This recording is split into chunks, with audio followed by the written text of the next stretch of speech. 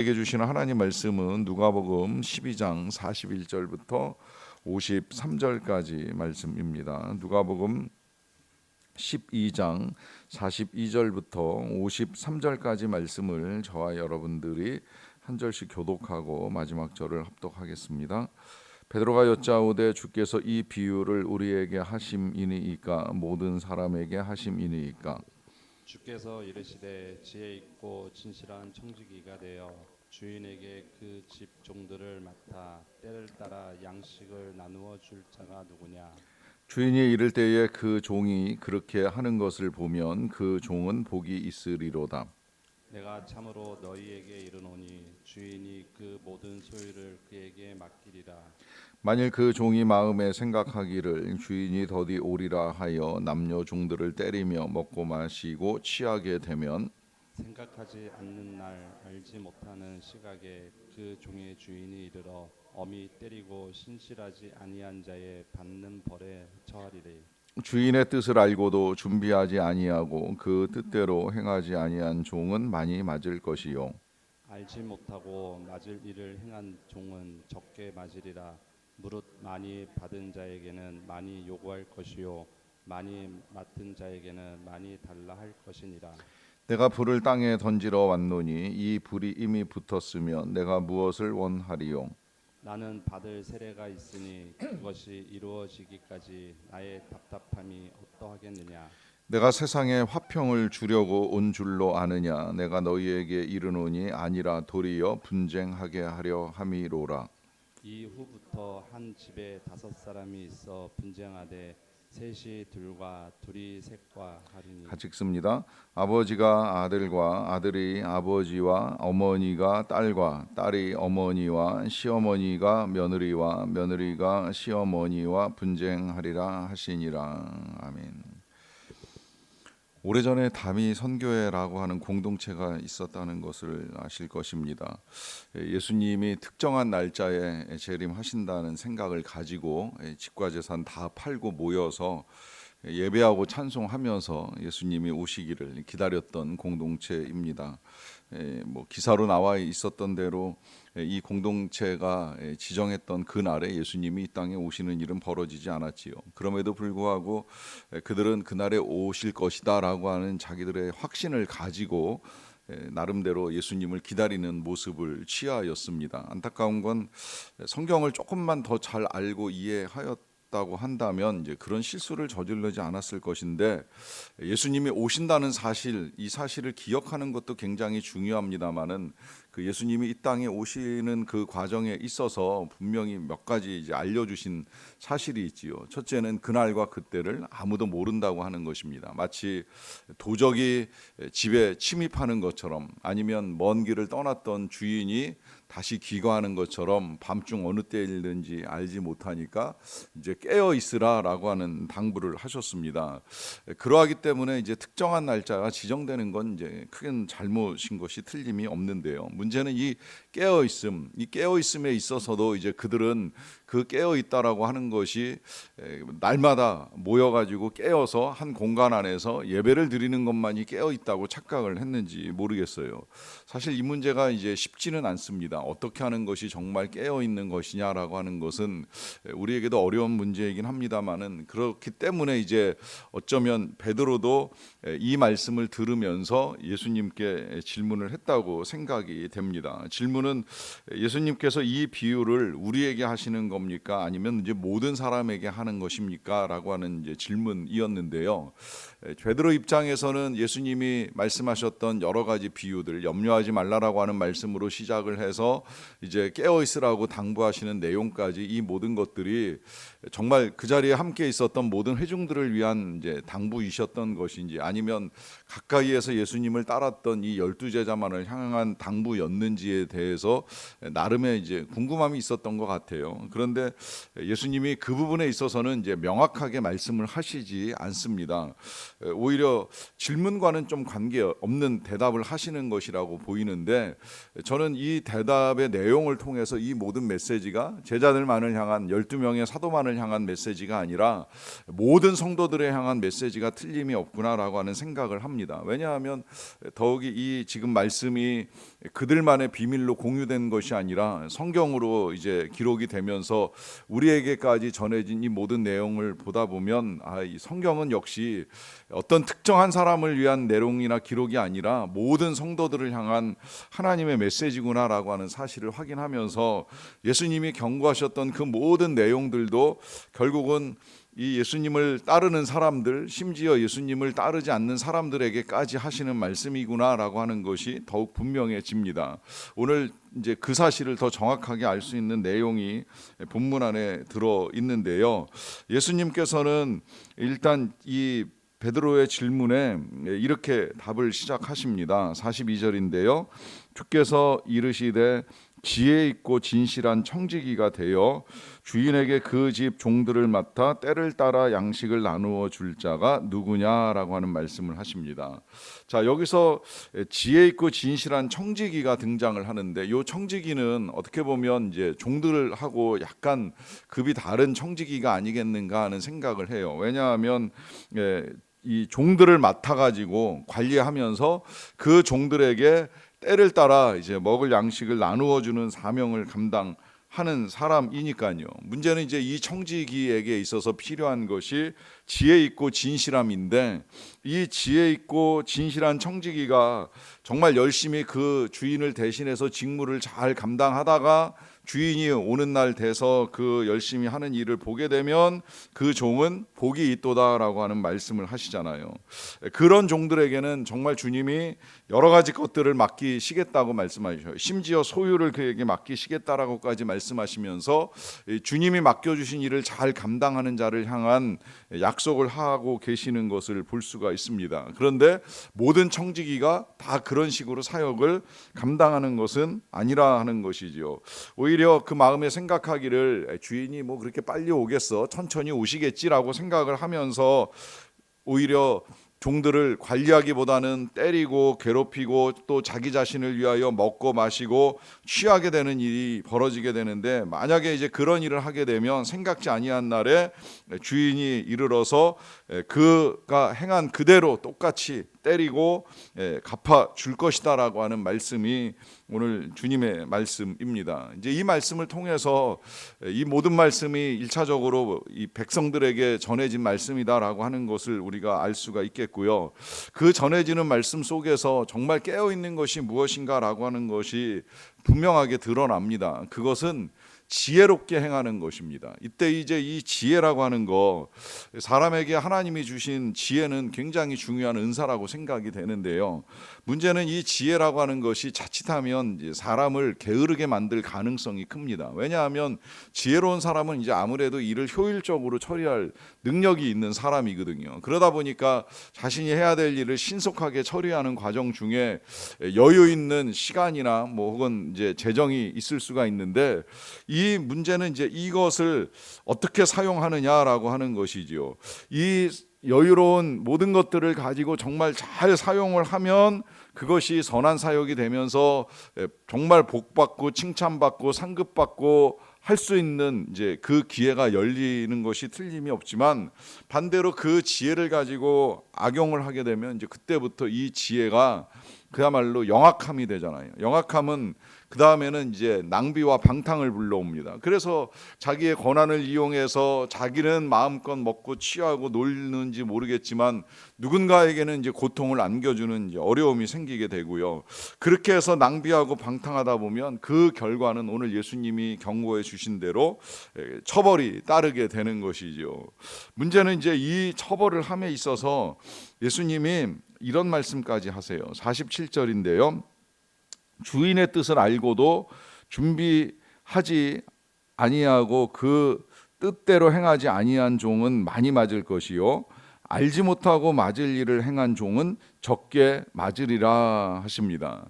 그러니까 주인의 뜻이 무엇인지 알고 있음에도 불구하고 그대로 행하지 아니하였다라고 한다면 이제 큰 처벌을 받는데, 알지 못했다라고 하는 이유로 처벌이 면제되는 것은 아니다라고 하는 것이죠.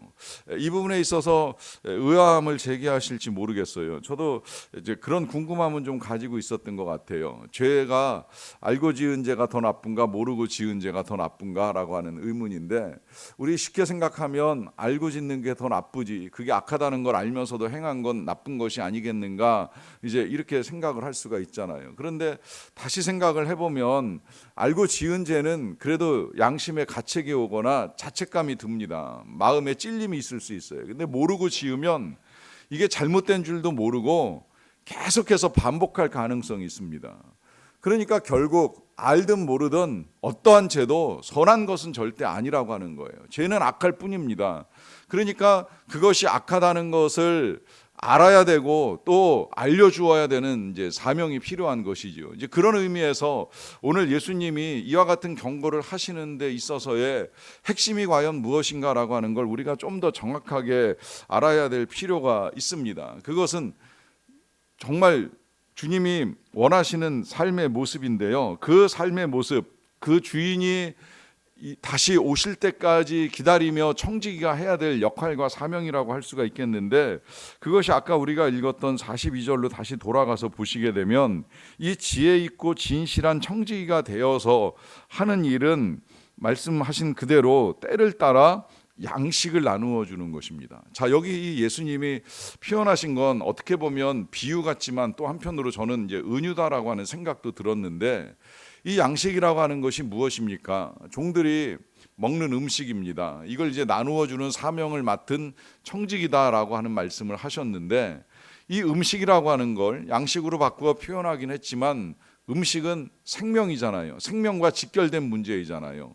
이 종들이 일을 하려고 하면 먹어야 됩니다. 잘 먹어야 됩니다. 잘 먹고 일을 해야지 이제 결과가 나오고 성과를 이루어 갈 수가 있는데, 그런 의미에서 양식을 나눈다, 양식을 준다라고 하는 이 개념은 생명을 나누어 주는 것을 가지고 말씀을 합니다. 문제는 이제 이 우리의 생명이라고 하는 것이 그야말로 음식으로 채우는 육의 생명만 가지고 있는 것이 아니라 말씀으로 채우는 영의 생명도 함께 가지고 있는 것이지요.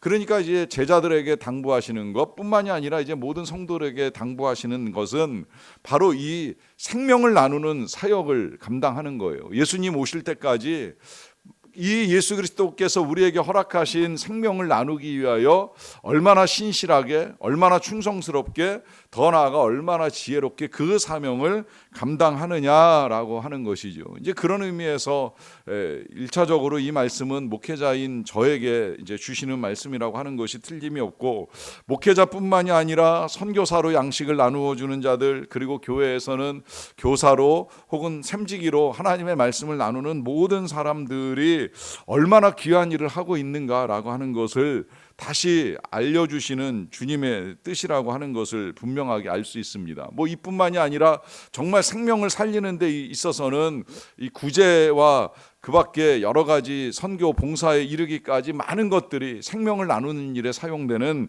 아름다운 사역이 된다라고 하는 것이죠. 그러하기 때문에 깨어있다라고 하는 것은 다른 것이 아니라 주님의 생명을 전하는 것입니다. 기회가 주어지는 대로 혹은 때를 얻든지 못 얻든지 복음을 전하고 나누는 일들을 통하여서 사람을 살리고 생명을 전하는 이 일을 하는 것을 볼 때에 주님이 그 일을 귀히 여기시면서 착하고 충성된 종아, 네가 수고하였기에 많은 것을 너희에게 맡기시리라 약속하여 주신 대로 그 선한 일들을 이루어 가신다라고 하는 것이죠. 문제는 이제 이 나누는 것이 생각처럼 쉽지가 않아요. 그러다 보니까 예수님께서 마지막에 조금 이제 다른 주제 같은 말씀을 하셨습니다. 그것은 우리 예수님이 이 땅에 오실 때에 불을 던지러 오셨다라고 하는 거예요. 또 심지어 51절에서는 세상에 화평을 주려고 온 것이 아니라 오히려 분쟁하게 하려고 오셨다라고 하는 말씀을 하십니다. 그래서 이제 그 분쟁의 대상이 뭐 아버지와 아들 내지는 어머니와 딸 그리고 시어머니와 며느리가 분쟁하리라라고 하는 말씀을 하시는데, 이 말씀도 자칫 오해하면 마치 한 군데 모여서 주님 오시는 날까지 예배만 드려야 된다고 했던 이단 사이비처럼 우리의 나눔에 있어서 충돌과 갈등, 전쟁이 불가피하다라고 생각하는 오해가 있을 수 있습니다. 그러다 보니까 이제 이 갈등을 당연시하게 여기는데요. 여러분, 주님이 지금 말씀하신 이 분쟁은 마치 십자군 전쟁과도 같이 기독교가 혹은 우리가 세상 그 누구와 싸워야 된다라고 하는 말씀을 하시는 것이 아닙니다. 다만 양식을 나누어 주는 과정에 갈등이 있을 수 있다라고 하는 거예요. 왜냐하면 상대방이 쉽게 수용하지 않잖아요. 여기 이 복음 안에 생명이 있고 복음 안에 진리가 있음에도 불구하고 모든 사람들이 다 복음을 듣고 복음을 믿는 건 절대 아닙니다. 이제 그러다 보니까 지켜왔던 전통이나 혹은 옛날 종교들에 의해 가지고 충돌이 나거나 혹은 갈등이 나는 일은 있을 수 있는데, 그때 칼 들고 창 들고 싸우라고 하는 것이 절대 주님의 뜻이 아닙니다. 주님은 사랑을 늘 말씀하시고 사랑을 가르치시고 사랑으로 우리를 위하여 십자가를 지신 주님이십니다. 다만 그 은혜, 그 사랑이 전해지는 동안에 사람들이 그 사실을 믿음으로 받아들이지 못함으로 말미암아 충돌이 나고 혹은 거부하고 핍박하는 일은 있을 수 있다는 거예요. 그러다 보니까 이제 한 집안 안에서 예수님을 믿는 사람과 믿지 아니하는 사람이 있을 수 있다는 것이죠.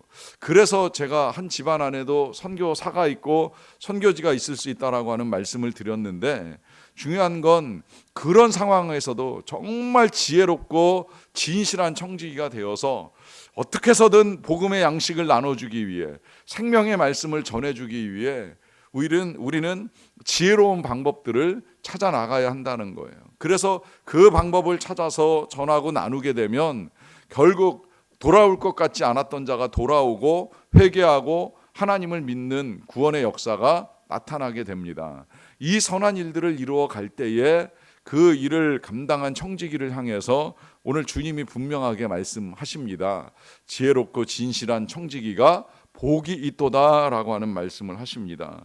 참으로 귀한 은혜가 여기에 임하는 것이지요. 그러하기에 저나 여러분들이나 다 이 귀한 사명 잘 감당함으로 말미암아 언젠가 주님을 만나시게 될 때에 정말 주님으로부터 복이 있으리로다 착하고 충성된 종아라는 말씀을 들을 수 있는 저와 여러분 다 되시기를 주님의 이름으로 간절히 축원합니다. 기도하겠습니다. 하나님 감사합니다. 오늘도 주님의 은혜 가운데 이 하루를 살게 하여 주셔서 감사합니다.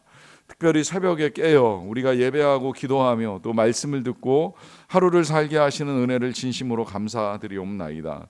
아버지 하나님, 오늘 하루도 우리가 지혜롭고 진실한 청지기가 되어 살아가게 되기를 간절히 원합니다. 우리에게 주신 사명 잘 감당하기를 원합니다. 때를 얻든지 못 얻든지 복음을 전하는 사명을 감당하기 원합니다. 말씀을 전하는 사명을 잘 감당하는 자들이 되기를 원합니다. 우리를 위하여 이 땅에 오신 예수 그리스도의 그 구원의 은총을 우리들만의 것으로 가지고 있지 않게 하여 주시고 정말 잘 나눌 수 있는 자들이 되게 하여 주시옵소서. 그 나눔에 있어서 필요한 지혜를 더하여 주시기를 원합니다. 사랑을 더하여 주시기를 원합니다. 미워하지 않게 도와주시고 긍휼히 여기는 마음, 불쌍히 여기는 마음을 가지고 전하고 나누는 가운데에 복음이 전파되고 생명이 나누어지는 아름다운 역사를 이루어 가게 하여 주시옵소서.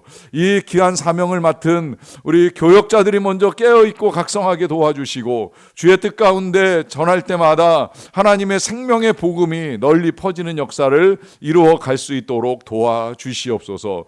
또 함께 동역하는 우리 샘지기들 그리고 터지기들 그리고 우리 모든 교회 학교의 교사들을 붙들어 주시고 귀한 사명 어렵지만 충성스럽게 감당하며 나아갈 때에 나누는 모든 말씀과 복음을 통하여서 그리고 사랑을 통하여서 많은 영혼들 우리 세몬들과 그리고 교회 학교의 모든 자녀들이 하나님의 은혜 가운데 복음을 듣고 믿음이 더 성장하는 아름다운 일들을 이루어 갈 수 있도록 도와주시옵소서. 이제 샘지기 모임이 시작됨으로 말미암아 또 샘모임도 곧 시작이 될 터인데 계속해서 모든 모임들마다 성령으로 기름 부어주시고 은혜와 생명력이 넘치는 모임이 되게 하여 주시옵소서. 토요학교도 준비하며 나아갑니다. 하나님이 이 토요학교를 통하여서도 다음 세대의 우리의 자녀들이 정말 균형 잡힌 성장을 이루어 갈 수 있도록 땀 흘리고 수고하는 모든 것들에 아름다운 열매가 맺혀갈 수 있도록 도와주시옵소서.